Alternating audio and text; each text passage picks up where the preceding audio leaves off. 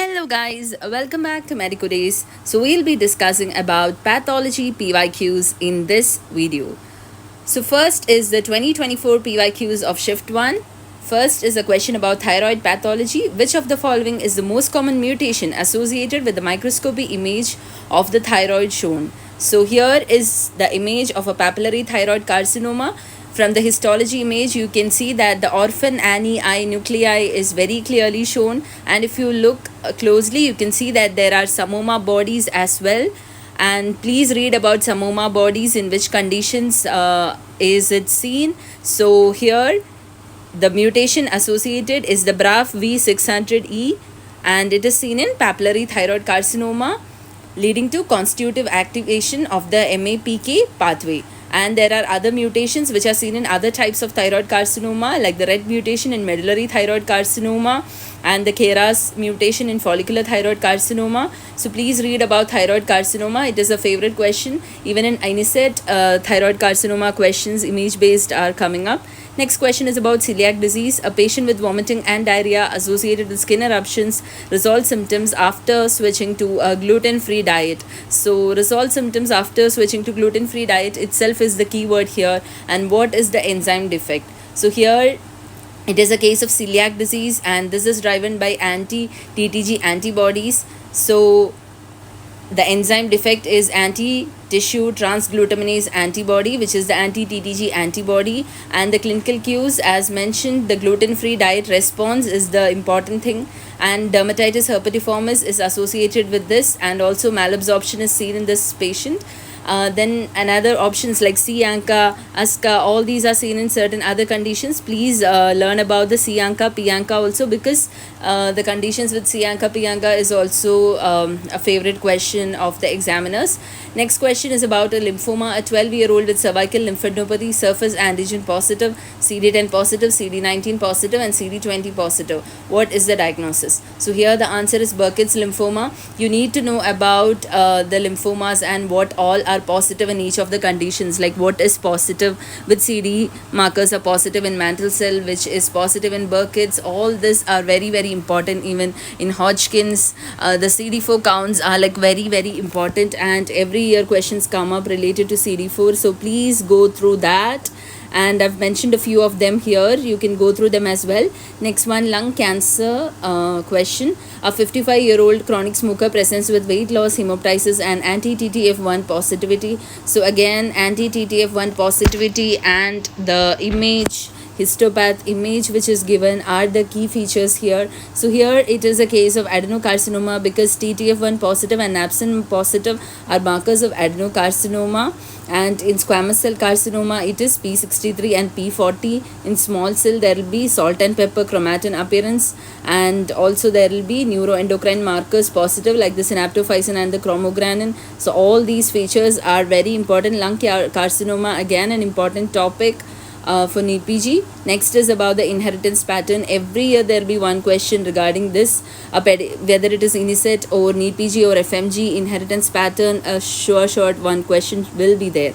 Next, a pedigree chart shows only female carriers and only males are affected. What is the inheritance pattern? So this is about a X-linked recessive disease, and an example for such a disease is the Wiskott-Aldrich syndrome. So you need to know about the inheritance patterns, how to identify them from the pedigree chart, and the examples of each of the particular type of inheritance pattern. Next, a 2-day-old child is brought to OPD. Mother complains that child is not feeding well and has bilious vomiting. Child is diagnosed with congenital megacolon, and aganglionic segment of the colon is shown. Which of the following layers are affected? So aganglionic segment in colon is seen in Hirschsprung's disease, and in this the layers affected are the layer 2 and 3 of the image, that is the submucosal layer and the myenteric layer. So myenteric layer contains the Auerbach's plexus, and the submucosal layer has the Meissner's plexus. So please go through them. Recently a little more integrated and organized questions are coming up like this.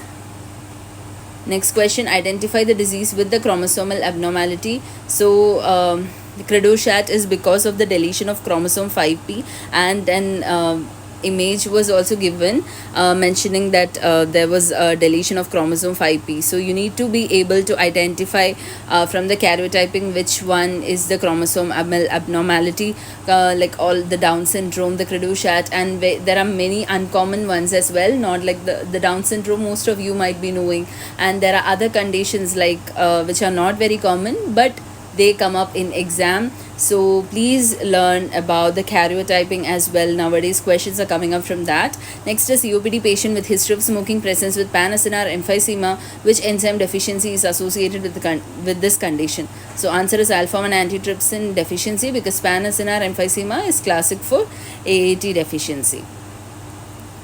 Next question, a smoker with hoarseness and cough comes and direct laryngoscopy was done and it showed the following lesion. What stain is used for the diagnosis? So here you can see that the stain used is silver nitrate stain, because it will be highlighting the argyrophilic fibers and the reticulin, and it is often used in the histological examination of dysplasia or carcinoma. So it is helpful in carcinoma in situ versus invasive carcinoma cases. Next is a question about von Willebrand's disease. So what is incorrect about von Willebrand's disease? So all these bleeding disorders are very very important. Bleeding and clotting, blood related diseases are very very important. Please go through them. So here the incorrect one is von Willebrand disease type 1 is most severe. That is wrong, because type 1 is the mild one and type 3 is the most severe one. Next question, a 34-year-old female presented with low hemoglobin platelet count of 25,000, raised PT and APTT, peripheral smear is shown which shows AML M3, and which gene is affected? Answer is PML RARA. So the explanation is that acute promyelocytic leukemia is defined by T1517 mutation causing PML RARA fusion. And there are other conditions like in AML M2 there is RUNX1 T1 seen, and in for CML it is BCR ABL mutations. All these things you need to have an idea. Please go through them. All these fusion genes and things are very very important. Nowadays questions are coming up. Please go through all these. Next one, a patient presented with abdominal pain, hepatosplenomegaly, WBC more than 50,000. Which gene is affected in this case? So answer is T922, because and also features about CML. So all the features of CML, CLL, ALL, AML you need to know in depth, because very important. These are very very important topics, and about their prognostic features, about their normal clinical features and their changes, genes involved, everything is asked. Please go through them. So the features of CML I have mentioned here, and also about APL I have mentioned here. Please go through them. Next question, a girl with short stature and primary amenorrhea has. So here again an image of karyotyping is given, and from this you can see that it is a case of Turner syndrome, because there is no XX chromosome, only X0 is seen. Exokaryotype is seen in ovarian dysgenesis. Next question, a 27-year-old footballer collapsed suddenly and autopsy revealed left ventricular hypertrophy. So left ventricular hypertrophy is associated with, answer is hypertrophic cardiomyopathy. So dilated cardiomyopathy, hypertrophic cardiomyopathy, all these are again favorite questions recently. So please go through them, and about their images as well, and what are the associated features. Even Takotsubo cardiomyopathy, that is also important. Please go through all of them. Next question, patient with flank pain and hematuria, histology images given, identify the condition. So this is a case of chromophobe renal cell carcinoma.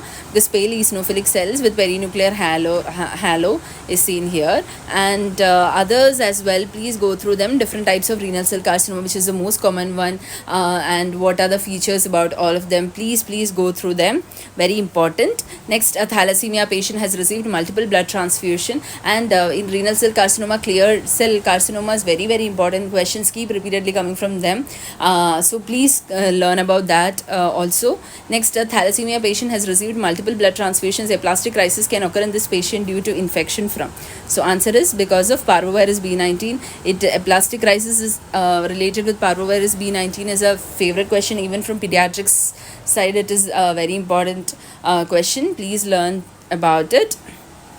Next, a 3-year-old child with delayed milestones and hyperpigmented skin lesions worsened by sunlight has which DNA repair defect? This is again a question which is related to biochemistry as well. So the DNA repair and the defects and the mechanisms are very, very important. Different conditions with different types of DNA repair defects, you need to know about it. So here the answer is nucleotide excision repair and xeroderma pigmentosa, which results from the nerve pathway defect, is the condition here. And also please go through the other types of repair defects and also about how it is caused. Next one, moving on to 2024 PYQs Shift 2. A couple comes for prenatal genetic counseling and they have a family history of hemophilia. They have a male child with hemophilia and normal female child. The mother's family has hemophilia, father's family is normal. What are the chances of their offspring being affected? So answer is half of the males can be affected and half of the females can be carriers in this condition, because hemophilia is a sex-linked recessive disorder and it is carried on by the X chromosome. So males have XY and female has XX. So male inheritance X from his mother and Y from father. Since a couple already has a male child with hemophilia, mother must be an X carrier and father is normal in this condition. So this is how it will be, and you need to know about how it will be coming up, because you can draw the Punnett square and find out how much is the chance, because the question has clearly mentioned about what is the probable karyotype of the what is the probable chromosome recessive or dominant ones can be noted out from the question itself. So draw the Punnett square and calculate what is the chance of having a carrier or an affected child. And not only for hemophilia but for other conditions as well, please go through that. Next, a 10-year-old boy comes with fever and pain in his right upper limb. He has an expansile lesion in his right radius in the diaphysis. Histopath image is also given. What is the most accurate test? So here the answer is EWSR1, because this is a case of Ewing sarcoma and you need to be able to identify all the small round blue cell tumors. There's a list of small round blue cell tumors. Please learn them. Very important question again. And the features of Ewing sarcoma I have mentioned here. Again, from orthopedics view, it is an important question. Next question. A 38-year-old woman with weakness, heavy menstrual bleeding, microcytic anemia, and there's low MCV by MCH ratio and high TIBC. So the patient has, answer is iron deficiency anemia. One secret trick, one normal trick which most of the students use is high TIBC is usually seen in iron deficiency anemia, and there will be low MCV, and the female is also having heavy menstrual bleeding and microcytic anemia. All these points towards iron deficiency anemia itself, but you need to know about the normocytic anemia and the macrocytic anemia as well, and about all of the examples, and please go through that MCV, MCH and TIBC values in different types of anemias. Again, very important. Sometimes it can be a little confusing. Here it was kind of an easy and direct question, but with other anemias the values will be changing, and please go through them, because that again is a favorite topic, especially for NSET. They ask a lot of questions, anemia related questions. Even though it looks simple, anemia is not a very simple topic. Please learn about it. Next, a 28-year-old woman, P1L1, presented with complaints of weakness and generalized fatigue. Peripheral blood picture showed microcytic hypochromic anemia. Hemoglobin, serum iron, MCV and MCH are low, while RDW and TIBC are high. What would her serum transferrin saturation be? So this is again a case of iron deficiency anemia, but they have mentioned little more details about the RDW and they are asking about how will the transferrin saturation be. So here it will be reduced, but in different anemias where the transferrin saturation will be high, or like MCV, MCH values will be high, all these you need to be knowing. So read in depth about anemia is an important topic. Please read about it in depth. Which of the following is incorrect about iron metabolism? Answer is iron is transported by binding with apoferritin. That is wrong, because iron is transported by transferrin, and apoferritin binds iron for storage as ferritin. Next question, which protein accumulation is seen in Alzheimer's disease? So answer is beta amyloid, and all the amyloid classification, please learn about that, like types and also features about Alzheimer's, the neurofibrillary tangles and all that, please learn. And in Parkinson's or Lewy bodies dementia, there will be alpha synuclein. So all these features you need to be having an idea about them. Next question, a 45-year-old woman presents with fever, night sweats, generalized itching, weight loss, and enlarged cervical or axillary lymph nodes. Biopsy findings are consistent with Reed-Sternberg cells. Again, the different types of Reed-Sternberg cells, where are it seen and how is the appearance, all this is again important. What is the diagnosis and treatment? So here it is Hodgkin's lymphoma, and the regimen used is ABVD regimen, that is adriamycin, bleomycin, vinblastine and dacarbazine, which is used as a first line regimen. Next, a 45-year-old man with chest pain, tachycardia, hypotension, negative troponin 1 test and aortic biopsy showing cystic medial degeneration. What is the underlying pathology? So again, cystic medial degeneration and other related topics, very very important. They keep asking questions coming up from this, and the image also, histopath image is also being given here. So the underlying pathology here is connective tissue damage of the aortic wall, and the findings are mostly suggestive of aortic dissection, and it is seen in Marfan's or Ehlers-Danlos commonly. Next, a 53-year-old woman with fatigue, icterus and hepatosplenomegaly, anemia, neutropenia and bone marrow showing 22% plasma cells with eosinophilic deposits. What is the pathology? So here it is amyloidosis, which presents with organ infiltration like the liver, spleen, and also there will be eosinophilic deposits which are congruent positive, and different types of necrosis, again very important, and in which all conditions it is seen. Also apoptosis and necrosis differences again is a very important topic. These are basic questions, but you need to be having an idea about them, because questions always come up from there. Next, a 72-year-old man came with generalized anasarca and weakness. He had hepatosplenomegaly, kidney function was deranged, urine gamma globulins were more, and electrophoresis is also given here. What is the most likely diagnosis? So from this, it is a case of multiple myeloma. IgM is high because there's a prominent M band seen in the IgM region here, and it indicates a monoclonal IgM spike which is seen in multiple myeloma. Next, a 38-year-old woman came with complaints of slowly growing breast lump for the last 6 months. She had history of similar lump for which excision was done, and medical and mammographic reports are not available. On examination, the lump was smooth, well defined, mobile, and had regular margins, and the cytology image and the biopsy image is also given. So from the histopath image, you can see that there is a fallen leaf pattern which is seen, and that is seen in case of Phyllots tumor. So and recurrent breast lump suggests the possibility of regrowth, and which is seen again in Phyllots tumor. And at 38 years, the other options can be ruled out, like fibroadenoma, which is usually seen in a younger female. So all these points towards a case of Phyllots tumor.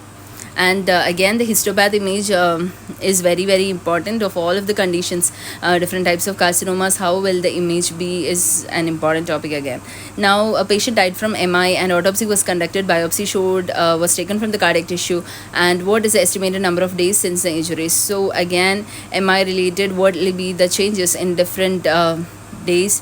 That is again an important topic. Every time questions keep coming up from there, and also about questions like what will be the color change in what will be the appearance in case of aberration on the third day, or even in case of contusions. All these those are forensic related, but the number of days and the appearance, all these questions keep coming up, very important. So please go through these as well. So day 1 to 3 there will be coagulative necrosis plus inflammation seen, and on day 3 to 4 there will be neutrophilic infiltration seen, and on day 7 to 10 there will be granulation tissue formation.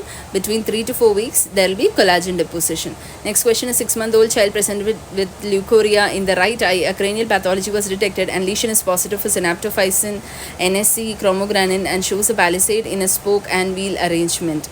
So that again points surrounding a central core. So the condition is asked, and here it is a case of retinoblastoma, because the patient is a small child, and there is also leukocoria, and there is flexion of Wintersteiner rosettes which are seen, that is the spoke wheel arrangement. So all these points towards retinoblastoma. You need to have an idea about the nephroblastoma, neuroblastoma, which are also commonly seen in babies, and about their features and all that. Next, a patient with arm span more than height, subluxated lens, and pigeon chest. Which protein is defective? So this is a case of Marfan syndrome, and the defective protein is fibrillin. Next, what is true about paroxysmal nocturnal hemoglobinuria? So answer is flow cytometry is the gold standard for diagnosis. Please read about PNH. It's an important topic. And next question, a child with absent tonsils and ADA deficiency has. This question is again integrated with biochemistry, and here it is a case of severe combined immunodeficiency syndrome. And please learn about all these the ADA deficiency and the conditions associated with different deficiencies, because like Leishman is associated with HEBRT deficiency, and there will be self-mutilation, which is an important feature. So you need to know what are the important features of each condition, also about the deficiencies, mutations. Please learn about all that. Next question, a middle-aged man presented with dyspnea, chest tightness and dry cough. Imaging revealed diffuse interstitial fibrosis. Lung biopsy was performed. Which industry has he most likely been working for the past 20 years? So here you can see that there is this appearance that the arrow mark which shows it, it mostly points towards asbestosis, because in asbestosis you can see that there will be these bodies which condition seen here, and also there are features like dyspnea, chest tightness and dry cough, and in normal imaging there will be diffuse interstitial fibrosis, which is again a feature of asbestosis. And very important, when you see this image you should be able to identify this asbestosis, because these bodies are seen in this condition. Also you need to have an idea about what will be the appearance in silicosis, all the crazy pavement, all these you need to have an idea. Please go through them. Next question, which method is more effective than measuring clotting factors for assessing the intrinsic pathway of coagulation? Again, intrinsic and extrinsic pathway, what are the clotting factors affected, and also about the vitamin K deficiency, what is the factors affected, all these please go through them. So here the answer is APTT. Next question, an adult male presented with protruding abdomen, diarrhea, visual symptoms and neurological manifestation. Also peripheral smear is given. What is the most likely diagnosis? So this is a case of A-beta lipoproteinemia, because all the features are very highly suggestive of A-beta lipoproteinemia. And also in the peripheral smear you can see acanthocytes, which are the spur cells, and they are seen in A-beta lipoproteinemia. Next, a middle-aged man presents with painless, progressively enlarging lesions on his scalp and perianal region for 3 months. He underwent a liver and kidney transplant 2 years ago and is on immunosuppressive therapy now.